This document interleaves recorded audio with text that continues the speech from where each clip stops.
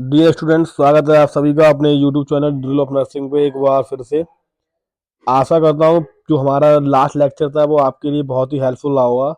और इसी तरीके से हमारे क्लास को ज़्यादा से ज़्यादा शेयर कीजिएगा, सब्सक्राइब कीजिएगा और हमारे चैनल से जुड़े रहिएगा। तो आज की क्लास में आप देखते हैं क्लास का थर्ड क्लास थी आपकी, आज क्लास फोर्थ है। फोर्थ क्लास में आप जो आज का मेन टॉपिक का जो हेडिंग है आप देख रहे होंगे भौतिक वातावरण, फिजिकल एनवायरनमेंट। तो आज हम डिस्कस करेंगे कि फिजिकल एनवायरनमेंट कैसे हमारे शरीर को इफेक्ट करता है या बीमारी के कैसे कारण कॉज करता है।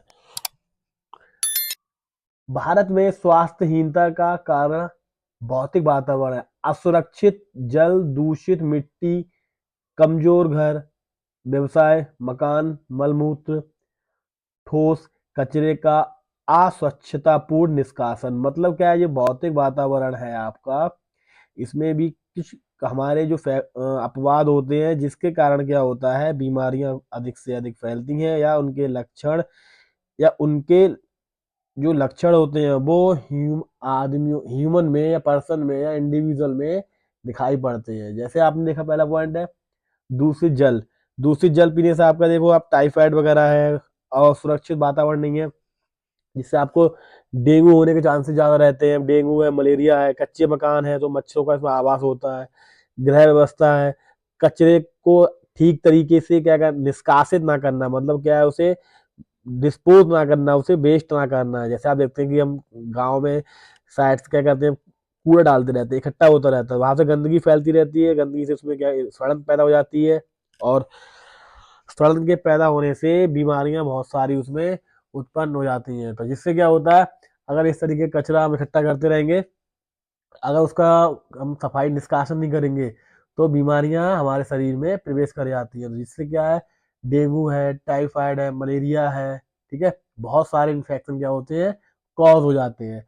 और नेक्स्ट पॉइंट आप देख रहे होंगे, अगला आपको सामने पॉइंट स्क्रीन पर आ रहा है, जीव विज्ञान संबंधी वातावरण, बायोलॉजिकल इन्वायरमेंटल। रोग का कारक जीव विज्ञान संबंधी वातावरण में भी पाया जाता है, जैसे जानवर, कीड़े मकोड़े इत्यादि कुतरने वाले जीव।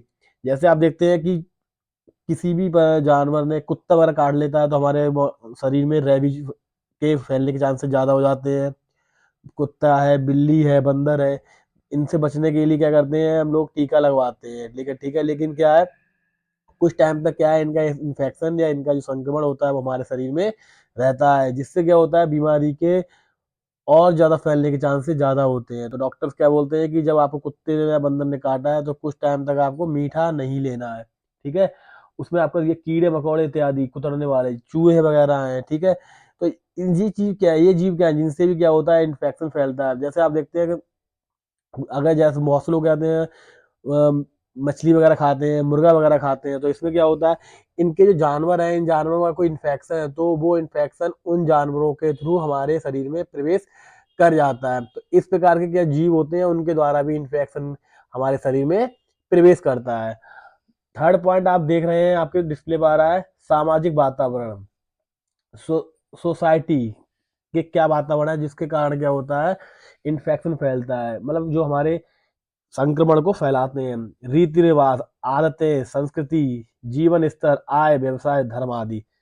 तो ये जो आपके कुछ फैक्टर दिए हुए हैं, जो कुछ पॉइंट दिए हुए हैं, ये भी क्या करते हैं, आपको बीमारी को फैलाते हैं, अस्वस्थता को फैलाते हैं, इलनेस को बढ़ावा देते हैं। रीति आदतें हैं, हाइजीन तरीके से खाना ना खाना, साफ सफाई ना रखना, खाना पीने में साफ सफाई ना रखना। जैसे आप देखते हो, खाना खाने से पहले हाथ धुलना चाहिए, उसके बाद भी हाथ धुलना चाहिए। तो लोग क्या करते हैं, ठीक तरीके से हाथ नहीं धुलते हैं। खाना खाने के बाद हमें आध घंटे के बाद पानी पीने, आध घंटा या 15 मिनट का पानी पीना चाहिए। फिर भी हम क्या करते हैं, जैसे ही खाना खाया तुरंत पानी पी लिया।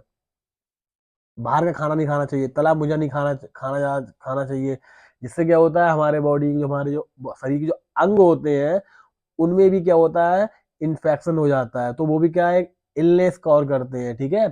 और आपका जीवन स्तर, व्यवसाय, जीवन स्तर क्या है, आप अगर आप हेल्दी जीवन स्तर जीते हैं, अच्छा जीवन स्तर बनाते हैं, अपना जीवन स्तर तो मतलब है आपका रोज का रूटीन, रोज की दिनचर्या अगर आपकी स्वस्थ होगी तो आपको क्या होगा, इन्फेक्शन फैलने के चांसेस ना के बराबर होंगे। अगला पॉइंट आप देख रहे हैं, आपकी स्क्रीन पर आ रहा है, रोग का अंतरराष्ट्रीय स्तर पर वर्गीकरण हेतु विश्व स्वास्थ्य संगठन यानी कि WHO द्वारा रोगों का अंतरराष्ट्रीय वर्गीकरण प्रकाशित किया जाता है। रोगों का वर्गीकरण, ठीक है। तो यहाँ पर क्या है, सब आपको बताया गया है कि किस तरीके का वर्गीकरण WHO के द्वारा किया गया है। तो आप देखिए, इन पॉइंटों को आप नोट करिएगा, क्योंकि इसमें ऐसे जो आपके प्रोग्राम वगैरह हैं जिनको बताया गया है कि कौन कौन से प्रोग्राम हैं जो आपके संक्रमण को फैलाने में, मतलब इलनेस को कॉज करने में, या कौन सा संक्रमण किस संक्रमण को किस श्रेणी में रखा जाता है। आप देखेंगे, पहला आपको दिख रहा है कुछ विशेष संक्रमण व परजीवी रोग, न्यूमोप्लाज्मा, रक्त एवं रक्त उत्पादक करने वाले अंगों के रोग तथा प्रतिरक्षा क्रिया संबंधित कुछ रोग। तो इन्हें आप नोट करिएगा। और इसमें से कोई भी पॉइंट अगर आपको समझ नहीं आता है तो आप मुझसे बता सकते हैं कमेंट सेक्शन में जाके, या कमेंट बॉक्स में जाके आप कमेंट कर सकते हैं, और मैं उसके आपके उस कमेंट के, जो कमेंट सेक्शन में आपने कमेंट किया है उसको देखूंगा, अगर आप और आपको फिर से भी एक क्लास आपको प्रोवाइड कराऊंगा। तो इन सारे पॉइंटों को आप नोट डाउन कीजिएगा, ठीक है। किसी भी प्रकार का कोई इन्फेक्शन है, किस तरह होता है, वो किस में आता है, और उसे किस श्रेणी में रखा जाता है, ठीक है। तो अब मैं आप स्लो स्लो आप देख रहे हैं डिस्प्ले पे सारे आपको सिम्टम्स, इसके रोग के कारक दिखाए जा रहे हैं, तो आप इन्हें नोट कर सकते हैं। तो इसी तरीके से महत्वपूर्ण इम्पोर्टेंट जानकारी के लिए हमारे चैनल के साथ जुड़े रहिएगा, और हमारे चैनल को ज़्यादा से ज़्यादा सपोर्ट कीजिएगा। जो हमारा चैनल है, हमारा मतलब आप सभी का अपना जो यूट्यूब चैनल है, इसका जो मेन उद्देश्य है उसे हम जल्द से जल्द पूर्ण कर सकें, ठीक है। तो आज के लेक्चर में इतना ही। धन्यवाद।